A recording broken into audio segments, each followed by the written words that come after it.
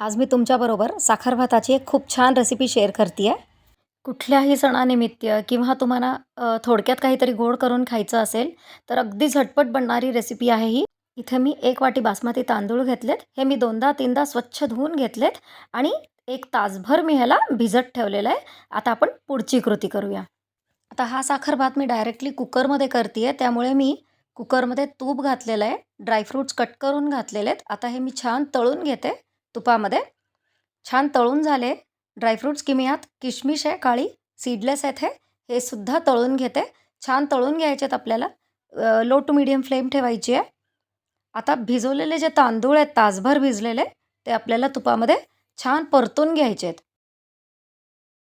इथे मी बासमती तांदूळ वापरलेत. तुम्ही कुठलाही तांदूळ जो तुमच्याकडे अवेलेबल असेल तो तुम्ही वापरू शकता.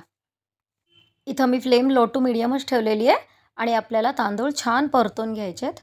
आता तुपात तांदूळ छान भाजले गेलेत. आपण यात साखर घालूया. 1 वाटी तांदळाला अर्धी वाटीपेक्षा थोडंसं जास्त मी साखर घातली आहे. आता तांदळाबरोबर आपल्याला साखर छान मिक्स करून घ्यायची आहे.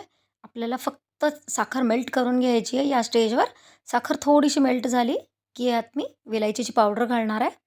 तुम्ही जायफळाची पावडर किंवा एसेन्ससुद्धा घालू शकता कुठलाही. आता हे सुद्धा आपण तांदळामध्ये छान मिक्स करून घेणार आहोत. आता तांदूळ भिजलेले आहेत म्हणून मी 1 वाटीला 1 कपापेक्षा थोडंसं जास्त पाणी घालते आहे. तुमचे तांदूळ भिजलेले नसले तर 1:2 तुम्ही घालू शकता. इकडं मी थोडासा फूड कलर आणि केसर घातलेला आहे.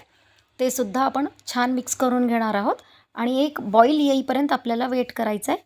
ह्याला एक बॉईल आली की आपण कुकरचं झाकण लावून टाकायचं आहे आणि 2 विजल होईपर्यंत आपण वाट बघणार आहोत. आता इथे बॉईल आलेला आहे. मी कुकरचं झाकण लावून घेते आणि आपल्याला फक्त 2 शिट्ट्या काढायच्या आहेत. प्रेशर कुकरमध्ये साखर भात मोकळा होतो. मुद्दा बिलकुल होत नाही. इझी ट्रिक आहे ही भात करायची. इकडं आपली 1 शिट्टी झालेली आहे. दुसरीसुद्धा झाली आहे. मी गॅस बंद करून घेते. आता आपण पूर्ण प्रेशर जायची वाट बघूया. प्रेशर पूर्ण निघाल्यानंतर मी झाकण उघडते. इथं प्रेशर आपला पूर्ण रिलीज झालेला आहे. तुम्ही इथं बघू शकता. आपला साखर भात छान अगदी खिला झाला आहे. मी ह्याच्यावर ड्रायफ्रूट्स घालून घेते.